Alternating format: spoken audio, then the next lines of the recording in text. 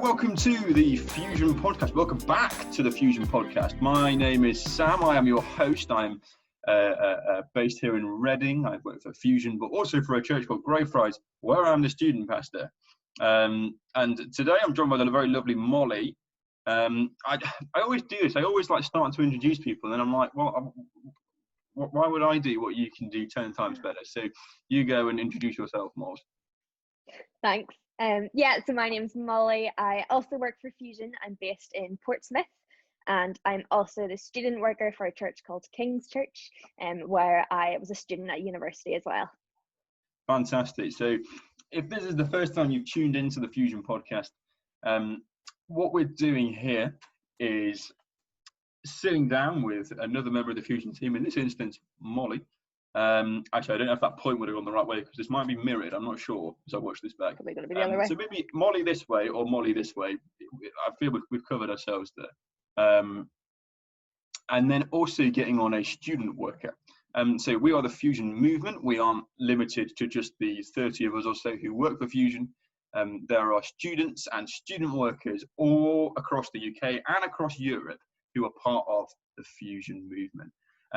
And we've got one of those on today, one such person who is a part of the Fusion movement. We've got Emily Huggard from St. Nick's in Nottingham, and one of her students called Charlie. And what are we chatting about, Molly? So we're chatting about preparation for uni and what it looks like for Charlie, who was a first year last year, how she felt coming to uni, and kind of top tips for students who are heading to uni in September. Cool. Also, you may have seen me there, just wipe my nose. The pollen levels here in Reading are through the roof today. If anyone's a fellow sufferer, hands up now. So if you hear me sniffling during the interview, I am very sorry. It is because the pollen is trying to kill me. You got hay fever, Moles? Yeah, but it's not really affecting me this year, which I'm quite surprised at. But I would genuinely give a toe not to suffer from hay fever anymore. Wow. I don't think I want your toe though, so I mean, you can pick which one. I don't mind. Which one would you give though? Well, that's what I'm saying. That's the extent to which I would go. You can pick your toe. Oh well, if you lose your big toe, apparently you lose your balance, so you might not want to choose your big toe. Yeah, but I feel like a toe's not readily replaceable. Like I could get a prosthetic toe quite easily. True. But, we need someone who knows prosthetics. That's what we need. But we are not my forte. Absolutely. So have I asked you what we're chatting about today? I have done that, haven't I? I haven't. You have. My memory today, I think, has also gone down the pan. So we'll hand over. This is great. I get to hand over to myself in these situations. So, Sam, take it away.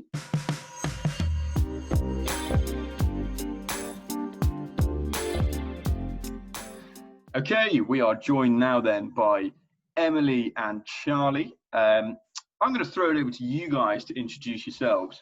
So, Emily, do you want to tell us who you are and what you do? Sure.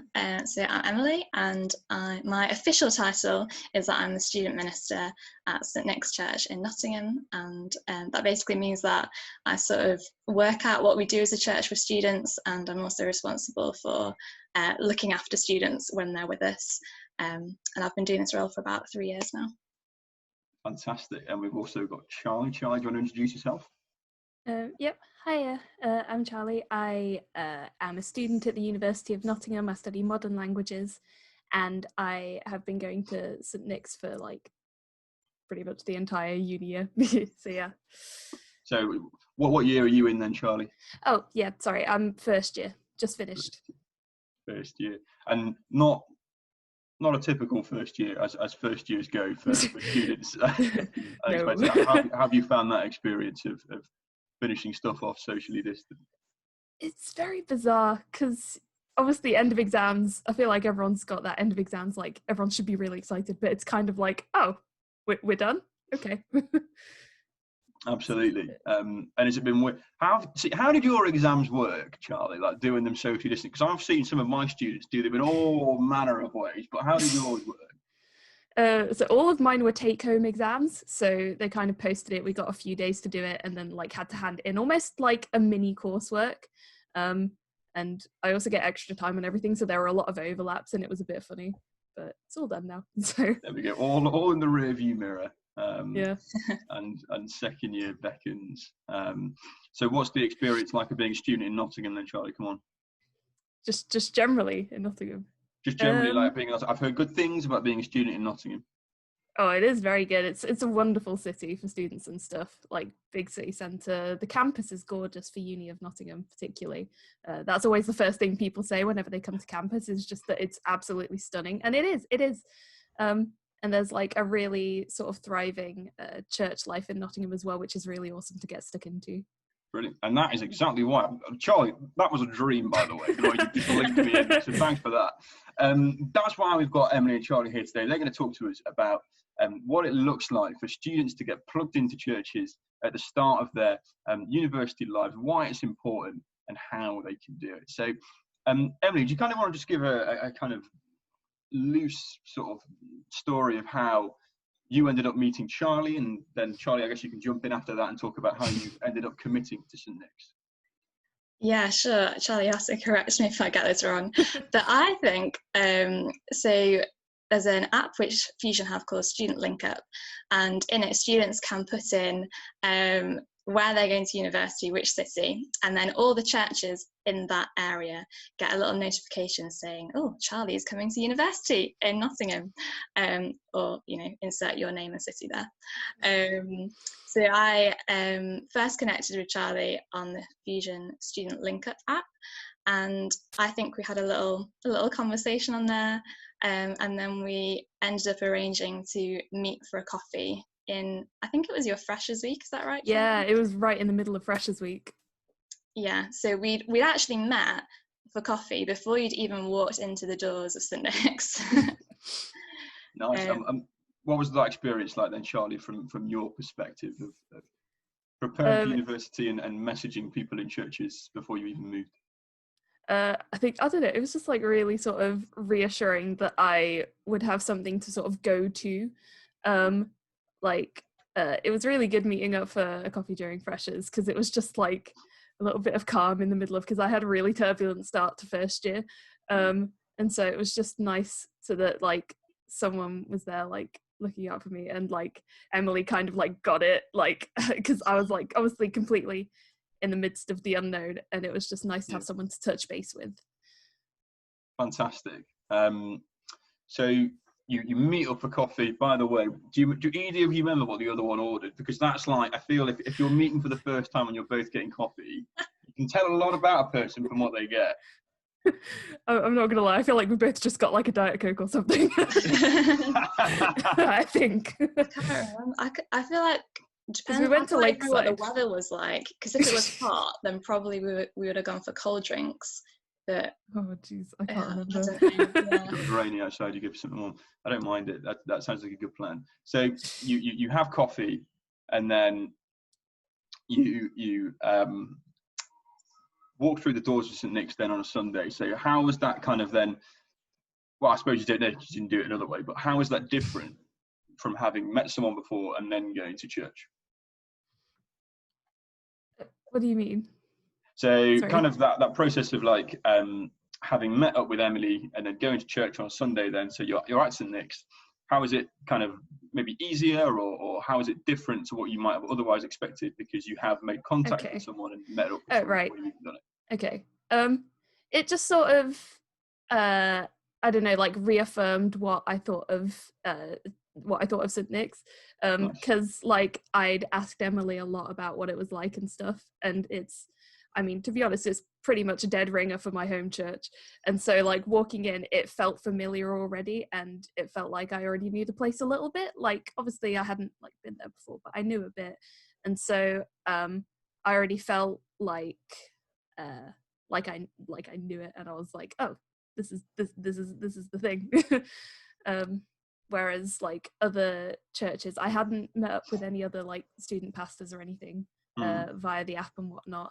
I did like get messages from a couple other churches, but it was only really Emily that like I got to meet up with for a coffee. So it was like yeah, it was a very different experience in that way.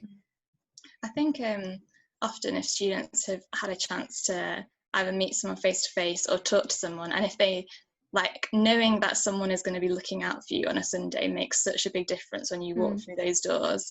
And even if you haven't actually met them, just to know that, or that person is going to be looking out for me, I think this really helps. Yeah. So you've then started at St Nick's, Charlie, and things are going good. It's a good church. You're seeming to be settled. What are the ways that you think you become more settled in a church? So apart from going every Sunday, which I think is a bit of an obvious one, what are some things that maybe you did or you think other people could be doing, or maybe you saw other people doing, to feel like that church is more like home? Well, I mean, it's just about like getting to know people and getting to spend time worshipping with the people in that church, like both on a level of like the other students, but then also on a level of like the wider church. I found it really helpful a couple months down the line to then start to get to know a couple people from the wider church, especially when we had our weekend away a few months ago. That was really lovely, just being like, oh, I know these people, and it made it feel like these like really were like part of my church family and stuff, and that like I was known by other people and wasn't just like stuck in this like little student bubble, you know. That's really good. What would you kind of say then, Emily, to other students and other people? So you've got other first years like the wonderful Charlie, and they're trying to find out how they can get more involved, how they can get more settled. What are you telling them? Yeah, I think especially in a bigger churches, it's really important to feel connected with a smaller group of people. So the way we do it at St Nick's is we have communities.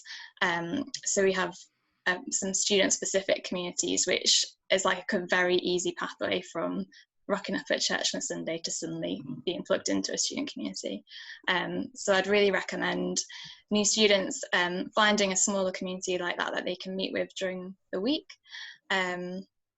And I think as well, one of the ways that you begin to feel most part of a church is when you begin to serve, because you kind of are like mucking in, and it's your family, and you feel a sense of, you know, this is something I contribute to, as well as actually come and I don't just consume it, I contribute.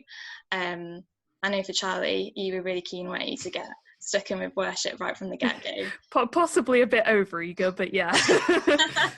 No, it was great. Like, it was so good to have a student come in and be like, I know that already, I want to serve, I know that's really important. And I think, like, even thinking back when I was a student, that was the way that I got to know other people in the church other than students, was by serving. So yeah, that would be one of my top tips. Nice. I was the same as you, Emily. I think whenever I got stuck in serving to my church, that's really whenever I felt part of it and part of the family. And I've stuck around in my university city, and I've been graduated 3 years now. And I think those relationships that I built in those beginning years, serving in the church and getting to know the wider church as well as the student community, has helped me kind of settle after uni life as well. But I never thought that I would stay at my uni city and like kind of settle down here. But actually those relationships and the serving in the church at the very beginning, whenever I was a fresher, has really helped in kind of building to where I am today. So I definitely agree that like serving gets to know so many people in the church, and it's a really good way to really get involved and get stuck in. Love that. Love it. Absolutely. I think anything you can be doing. I remember when I was a student, the moment that I felt like the church was kind of my family and my own, the moment the penny dropped was when I started to serve, and I helped someone coach a football team, which was the way that I started serving, which I think is fairly atypical in churches. But we had a sports ministry team, and I helped out with a few of those guys, some of the stuff they did. But after that, genuinely, that was the moment where I was like, things were different before I started doing this, and now I'm doing it. I'm arriving on Sunday. I recognize all these people from having like helped serve with them. I made the big difference. And I guess I want to kind of ask you this again, Charlie, because you mentioned the church weekend away there, which sounds amazing. And maybe that was the moment, and if it was, say. But is there a moment that you can think of where you were like, yes, this is my church family. This is the people that I belong with? Because that's a big thing for students who are maybe trying a few churches at the start of term. What do you think for you was the moment you were like, this is my family, this is where I'm going to stay? I mean, I don't think there's like one particular moment I found. I think I definitely had like a moment my first week where I was like, oh, this is where I'm meant to be. Because it was kind of a funny little thing. I kind of like felt these words drop into my head at the end of the first service I was at. It was just like, welcome home, you are home. And then lo and behold, on all the notice screens, it was like, welcome home. And I was like, oh, that's a bit of a sign. But then like over the course of time, there were moments where like the first week where I didn't sit with students at a church service, that was a big moment, getting to know some other people. I got to know a couple in our church called Kim and Malcolm. They're very lovely. And then again, the weekend away. So there's no like one moment where I was like, this is my church family, this is where I belong. It was more of a gradual process for me personally. That's interesting. That's good. Now, especially like from that first moment when you were like, oh, I think this is the place where I'm meant to be. I was exactly the same as you, Charlie. I was like, I walked into my church there the first Sunday that I was there and stayed for 4 years. But I was wondering, Molly, Emily, did either of you two have kind of maybe slightly longer, more drawn out processes of finding your church? Do you want to tell us about them? Yeah, so it took me quite a while to find a church. I think coming to university, I'd grown up in quite a traditional Presbyterian church, and coming to Portsmouth, there's a lot of charismatic, a lot more lively and out there churches. And to me, that was just totally new. So I remember I went into the church that I'm at now, and I'm a student worker at, and I was like, this is not the church for me. God, I'm not going here. Like, this is not my church. And I remember sitting during worship being like, this just isn't my church. And I think I visited about 5 churches in the city. All of them different denominations, different charismatic levels. I tried some that were similar to my home church, but also some that were not similar as well. And I think it was just, I remember God saying that don't put him in a box, and don't just expect it to be the same as what you've grown up with, because obviously you're in a new season. I was now a student, I was independent, living for myself, going to a church. It was, people know me for Molly instead of they know me as like my parents' daughter, or like whoever it may be.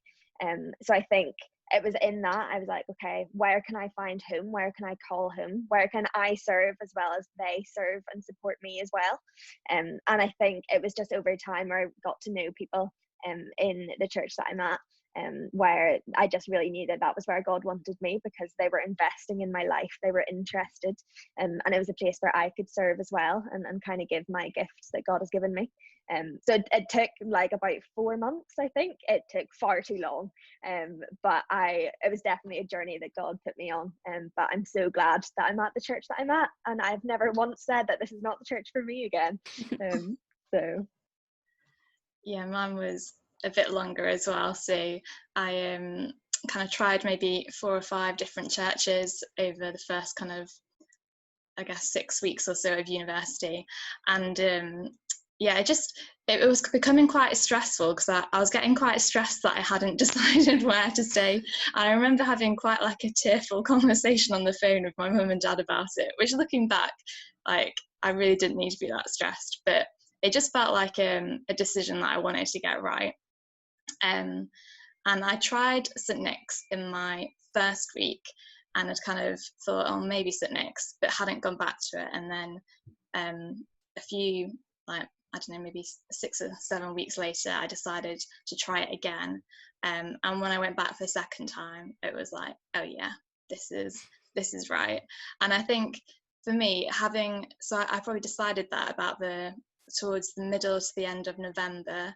And I think knowing where I was coming back to after Christmas was so important. And that made such a massive difference to me coming back to uni after Christmas, because I knew where I was going to go to church and get plugged in. Yeah. We hear similar stories actually of people who spend that first term trying to find, and then it's a case of if you can as you say, go away for Christmas break and then come back knowing where you're going to be and where you're going to settle. That's really important. I wrote a blog on this for Fusion that's called oh gosh, I can't remember the name now. It's something like spilling cups of tea on the vicar and other tips for finding your church family at uni. If you want to find out more about that story, then you're going to have to go read the blog. So if you Google that, you'll probably find it. I don't think anyone's done much on the internet under that name before. So go and find that. That is a really good tale of a friend of mine from university who had a similar story to you guys by the sounds of it. Couldn't work out exactly where was the right place for her to be straight away, but in the end found it, and now she's the student worker and the youth worker there. So by the way, Moles, I really would have loved to have seen scared Presbyterian Molly in a charismatic service. I looked like a duck out of water. Like, it probably was very obvious to people who coming in, it was a wee fresher, absolutely terrified. But oh no! God has a sense of humour. Bless you. So one thing we do ask, I'm aware there'll be maybe quite a few people who are heading off to university in September listening or watching now. So we want to give Charlie the chance to maybe give a bit of advice, and we can jump in as well, Charlie. So don't worry, it's not all on you. But what advice would you give yourself a year ago? I actually had a little think about this, and just to be patient with it, and trusting God's timing, and that He does have a place for you. Because I was very, like I said, overeager. I rushed quite a lot to be like, I need to find everything like perfectly now. I need some like normality in my life because everything was really turbulent. But I kind of, I feel like I got a bit ahead of myself, and I almost kind of wish I had spent that time church hopping a lot more, because a couple months down the road, it led to some doubts about whether I was actually at like the right church or whatever. And so, I mean, obviously I worked through that, but like it probably I wouldn't have had those doubts in the first place if I'd been patient and like looked at other churches and just like had taken my time with it a bit more and not been so rushed. No, that's brilliant advice. I think there are a lot of people who do land and are like, right, I must commit straight away first week and get involved in whatever way I can. But no, actually patience is a really good thing to sort of advise people in, and as they arrive there, and just to maybe kind of spend a little bit of time reflecting and praying on what the right place would be. So Emily, what would you say then to people who are in the position that Charlie was a year ago? Yeah, I think coming to uni with some idea of which churches you at least want to try is quite a good idea. So maybe sort of having a look on the internet or the app and maybe shortlisting a few churches is quite helpful. And I think, kind of maybe putting a time limit on how much you want to look around churches, and then, by this time, maybe end of October, around November time, that's when I want to be deciding where I'm going to go. And I think as well, like if you get to a point where you're kind of struggling about, which church do I go to, not quite sure, like just like chatting to a student worker at one of the churches. I've had many conversations with students where I've ended up advising them to go to a different church. And I think sometimes, having somebody who's kind of knows a bit about the churches in the city and kind of gather from you what it is that actually you really want in a church. Sometimes just having someone to process that with you is really helpful. That would be my advice. Yeah, that's really good. And then obviously we find ourselves right now in a completely different environment for people who are about to start uni. They will have done their exams, finishing college or school in a slightly weird way, as maybe similar to you, Charlie. Or maybe they didn't even do exams at all. I know a fair few A-level students didn't do them. But then actually kind of, if they're thinking about, okay, maybe my freshers week is going to be socially distant, or maybe I won't move into halls when I'm expecting to move into halls. That's a real spanner in the works in the kind of life plan, as it were, of finish school, finish college, and then go to university. So I guess now we'll go around again and maybe ask for kind of tips for people who are starting in September. And we'll come to you first, Molly, because as I say, we've done quite a lot with students over the last few weeks who are starting in September. So what's the kind of things that you've been telling them as they prepare for uni in September in a socially distant manner? Yeah, I think the main thing is it's okay to not know what it's going to look like. I think quite often we like to put everything in a box, to be organized, to know what the next term's going to look like, what the next weeks and months are going to look like. But I think in a time like this, where even universities don't know yet what September is going to look like, I think it's okay not to know. And actually, God has a greater plan. Like, God knew that COVID was going to hit. He knew that this was going to affect universities, but actually he's not stopping in bringing students to university, and he's not stopping in moving across campuses across the UK. But I think when it comes to kind of finding a church through socially distanced and going to uni, loads of churches are doing live streams at the minute. And you don't have to wait until September when you go to a church physically to be able to see what it's like now. Like, I think students going to uni in September now have the best opportunity to church search now instead of waiting. And loads of them are doing like online small groups and a lot of stuff online. So now whenever young people have more time than ever at the minute, just kind of logging on to a church service, seeing it live streamed and kind of what the feel of the church is, will actually help you so much more if you know what church you want to go to in September, to hit the ground running, to feel supported and to feel welcomed into the city, no matter what the uncertainties are, knowing that you have a church and that is certain. And come September, I think that will really help. And so that would be my advice I'd give. Fantastic. Emily, have you got anything to throw in there? Any more words of advice for freshers? Yeah, I think it's so true. I think freshers are actually in they have a really unique opportunity this year, and to try and maybe see it in that light is, you get the chance to actually look at churches in a much more detailed way than you'd be able to normally. Like, we've got a prospective fresher student currently on our Alpha course who just thought, I've got more time on my hands, it'd be quite good to get to know some Christians in Nottingham. I'll do the Alpha course and see who I meet. Brilliant.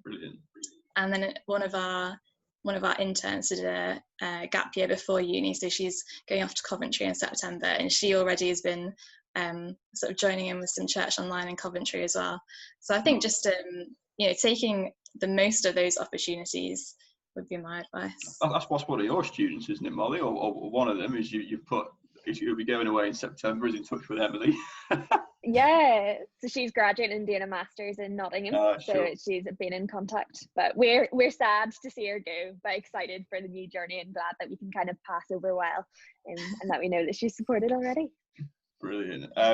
Charlie, you got anything more you want to maybe add to freshers who are about to start uni in a socially distant way?